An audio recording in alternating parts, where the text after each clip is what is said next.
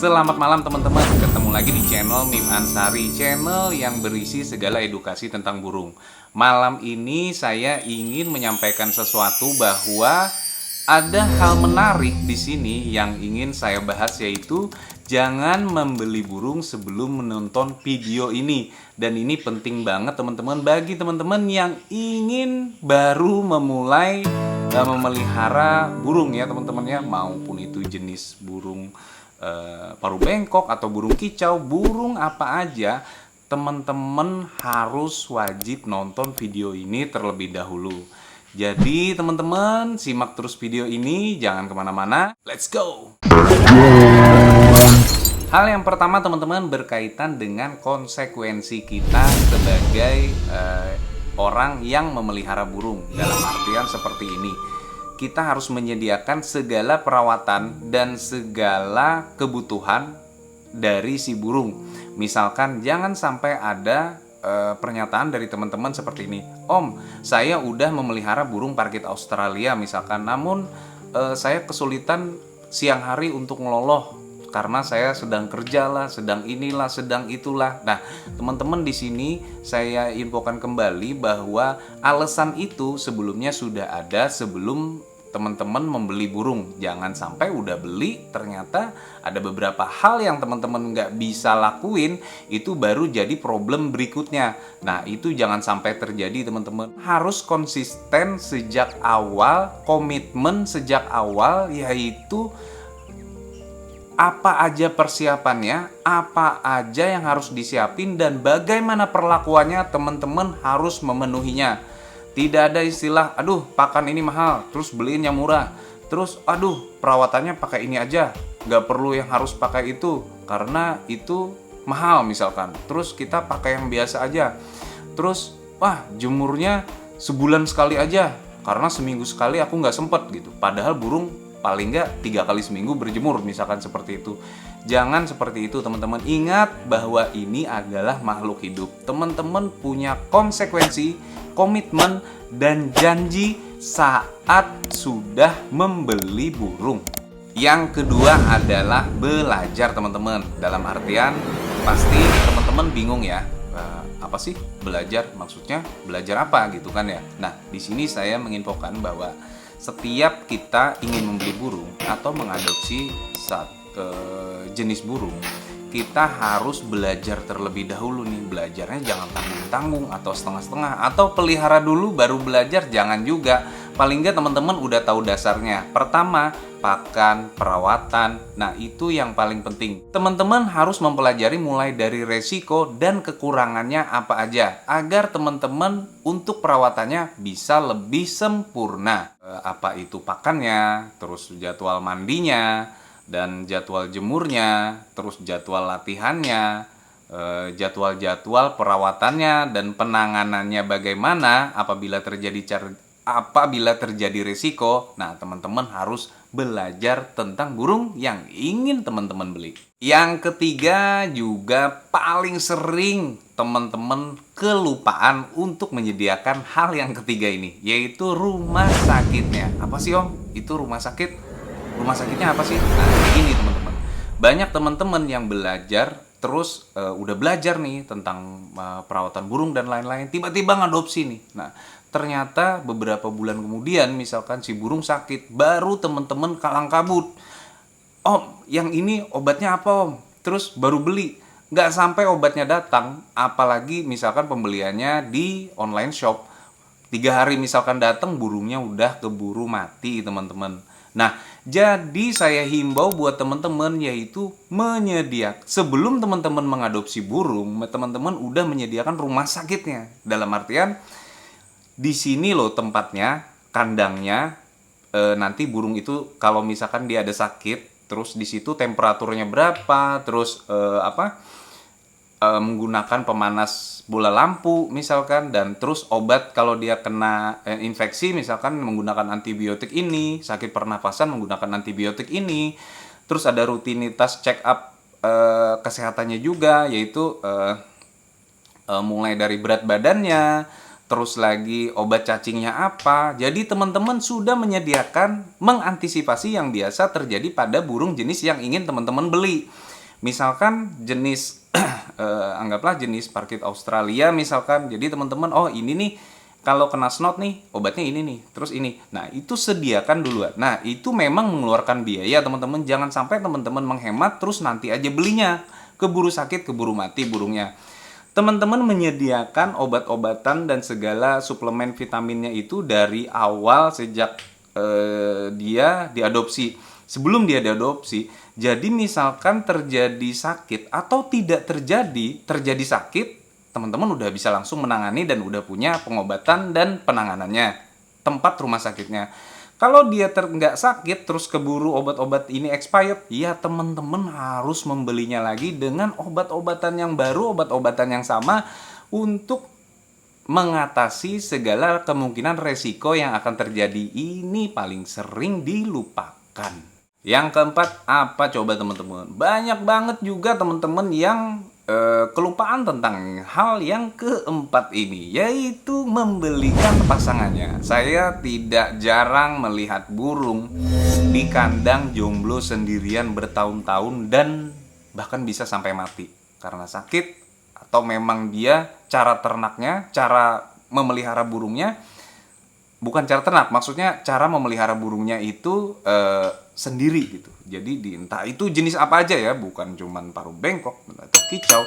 Belikan pasangannya saat dia berusia dewasa. Jadi walaupun dia gacoran, walaupun dia ada seorang atlet, si burung nih, tetap belikan pasangannya karena naluri untuk berkembang biak itu adalah hak si burung, bukan hak ente. Yang kelima teman-teman, yaitu penuhi kebutuhan terbangnya ya. Saya nggak harus bilang kalau ini harus dilepasin, misalkan untuk burung kicau ya. Kan kalau paruh bengkok kan ya jelas kita bisa free play, dan rata-rata pemain paruh bengkok itu adalah pemain FF atau free play atau terbang bebas, dan burung itu akan kembali lagi ke kita teman-teman. Nah, untuk paruh bengkok, oke, biasa sudah diterbang bebaskan. Artinya kebutuhan untuk terbangnya pasti terpenuhi. Nah, sekarang saya ingin menghimbau burung kicau, yaitu saya tidak menyarankan untuk itu dilepasin karena takutnya nggak balik. Nah, saya cuma menyarankan untuk dibangunkan kandang koloni yang agak luas, agar dia memang bisa dari step tangkringan A ke step tangkringan B itu dia terbang gitu. Terbang yang bukan cuma ngeloncat tapi terbang-terbang gitu. Jadi paling nggak bikinlah saran saya ya, untuk size seperti burung-burung kicau, kalau yang size medium itu paling nggak didirikan itu misalkan tingginya itu sekitar 2 meter gitu. Tingginya 2 meter atau 3 meter. Nah, 5 meter lebarnya 5 meter, panjangnya itu 3 meter, misalkan tingginya itu 3 meter. Nah, itu udah cukup untuk kebutuhan burung. Jadi dia kalau misalkan dia adalah seorang atlet nih, burung kicau nih, maka ada ada jadwal di mana dia akan dilepaskan di kandang umbaran koloni. Nah, saya seneng saya lihat di Facebook itu teman-teman yang memelihara burung kicau itu punya kandang umbaran. Nah, itu memang untuk khusus dia terbang-terbang di dalam. Selain itu juga dia atlet dan dikandangkan. Nah, itu menurut saya ya, ini nggak masalah teman-teman, karena si pemilik burung tetap mengutamakan yaitu hak burung untuk terbang. Nah, yang keenam teman-teman, ini memang sedikit menjelimet, tapi teman-teman disimak ini baik-baik agar kita mengerti bersama ya. Dalam artian gini, temanya adalah yang keenam ini, utamakan kehendak si burung, jangan mengutamakan kehendak kita. Nah, ini banyak banget terjadi. Terus teman-teman juga ini pasti bingung, apa sih utamakan kehendak burung, jangan utamakan kehendak kita gitu. Nah, misalkan gini, ada burung misalkan dia di dalam glodok itu nggak bikin sarang gitu. Misalkan dia paruh bengkok, di dalam glodok dia nggak bikin sarang, tiba-tiba kita masukin sarang ya, kita masukin di sarang nih. kayak misalkan serbuk kayu dan lain-lain gitu ya, rumput kering. Nah, kita masukin sarang, ternyata dibuangin nih sama si burung nih gitu. Lalu kita bingung, wah ini nih harus dibikinin sarang nih. Nah, padahal itu burung itu nggak suka sama sarang gitu. Memang dia adalah jenis yang bersarang misalkan, yang ada serbuknya lah di dalam. Nah, kita nggak perlu paksain, wah ini pokoknya harus bersarang. Nah, biarin aja dia sesuai nalurinya, sesuai keinginannya. Apabila dia mengeluarkan sarang, ya biarin aja. Nggak usah kita memaksakan keinginan kita. Biarin, yang penting burung suka dan dia berkembang biak gitu. Begitu juga kayak misalkan makan jagung. Dipaksain sampai dikasih lapar gitu, dibiarin dia dilaperin agar dia makan jagung, padahal dia nggak suka sama tuh jagung. Biarin aja, kalau dia nggak suka sama jagung nggak usah dikasih jagung, masih ada sayur untuk pakan basahnya, masih ada banyak jenis sayuran yang untuk pengganti jagung gitu. Kita nggak harus, wah ini pokoknya harus makan jagung. Nah, beberapa teman-teman yang masih pemula yang ingin memelihara jenis burung gitu biasanya sering memaksakan pakan. Jadi nggak usah bingung teman-teman. Jadi kalau misalkan dia nggak mau makanan itu, ya udah biar aja. Yang mana dia suka. Kita juga kan kadang-kadang ada juga manusia yang nggak suka daging, nggak suka sayur gitu. Ya biarin aja selama ada nutrisi pengganti ya. Bukan berarti nggak suka sayur terus nggak dimakan-makanin sayur. Kan ada sayur yang lain yang biasanya dia juga suka, atau gunakan suplemen pengganti dan gunakan multivitamin dalam merawatnya. Yang ketujuh teman-teman, yaitu sering-sering mendapatkan informasi terbaru tentang perawatan burung, karena biasanya semakin berjalannya waktu, semakin pengetahuan para breeder itu semakin luas gitu. Kadang-kadang ada yang perawatan yang di zaman dulu itu tidak boleh bisa dilakukan, dan ternyata di zaman sekarang ternyata ditemukan bahwa itu tidak boleh dilakukan. Jadi update selalu tentang perawatan di komunitas, terus tanyakan selalu kepada teman-teman yang memelihara lebih dulu dan mungkin ada punya punya pengetahuan update tentang perawatan burung itu, dan sering-sering nonton YouTube, apalagi YouTube Mip Ansari. Demikian teman-teman, video ini saya rasa sangat penting untuk teman-teman yang mau memulai memelihara burung.